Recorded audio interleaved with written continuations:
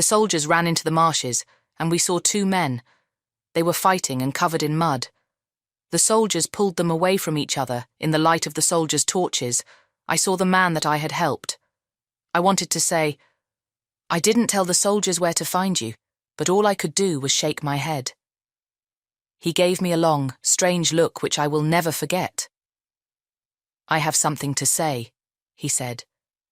"It was me I stole the food from the blacksmith's house this morning."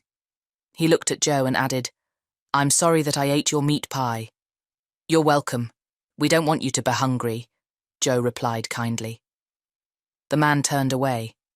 Then he was taken to a boat nearby, which took him to the black prison ship, far out on the marshes. We watched as he climbed back onto the ship in the distance and disappeared. At that moment, the torches went out. A year passed. I worked every day, helping neighbours with small jobs, but in the evening I went to the village school. The old lady who taught me often fell asleep, leaving her granddaughter Biddy to show me how to read and write. One night, Joe saw me sitting by the fire as I was practicing my writing.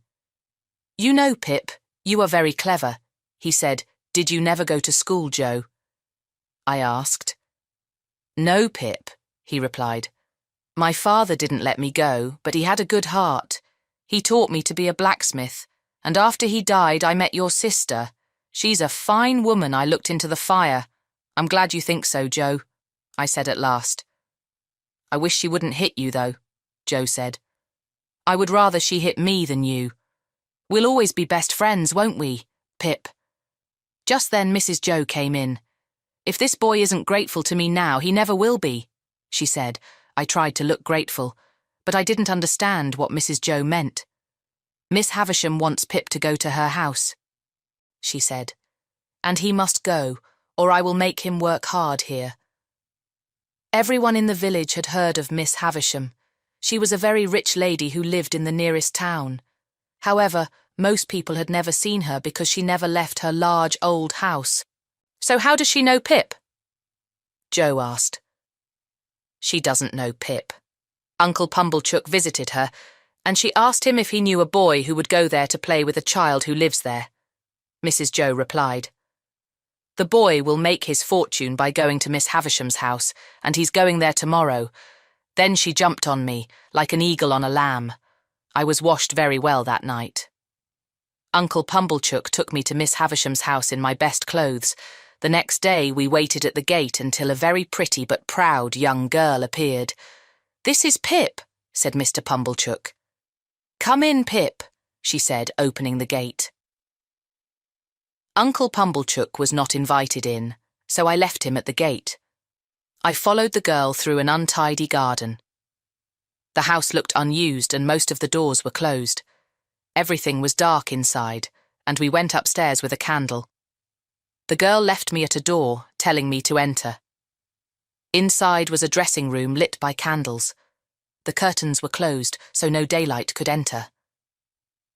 And then I saw her, the strangest lady I had ever seen, or would ever see. She was dressed completely in white, with a long white veil and flowers in her hair.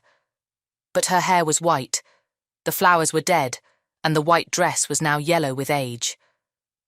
I saw a bride in a wedding dress, but everything about her was old and sad. "Let me look at you," she said. As I stood before her, I noticed that the clock had stopped at 20 to 9. "Do you know what I have here?" the lady continued, her hands on her heart. "Yes, madam," I replied. "It's your heart." "A broken heart," she said.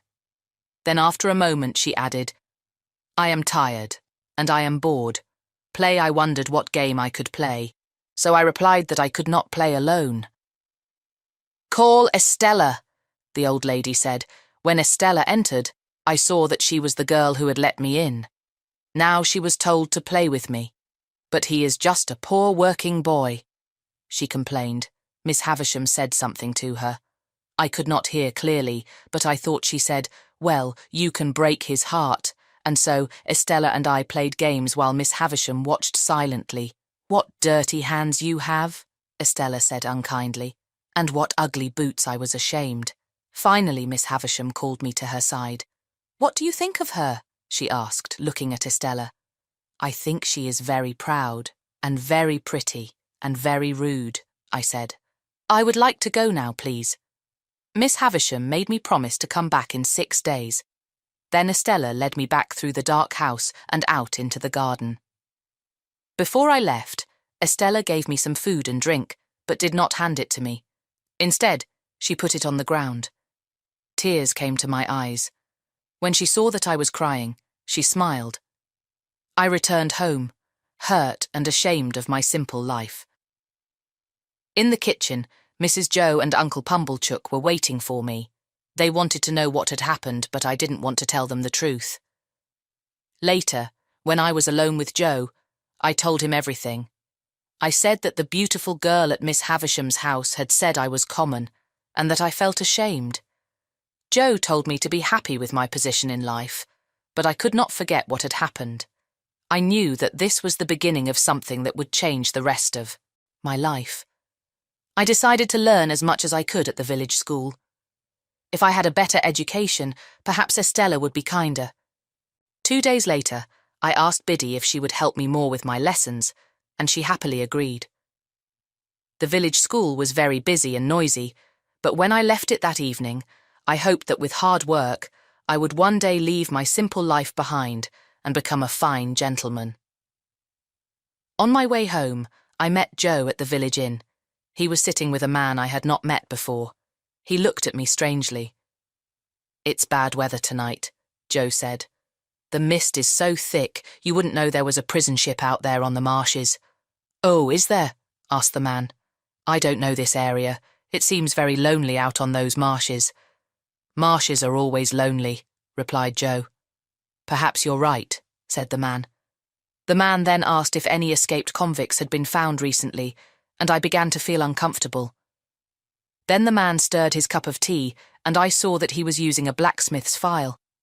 It was the same file that I had taken from Joe's workshop a year ago, but Joe did not notice.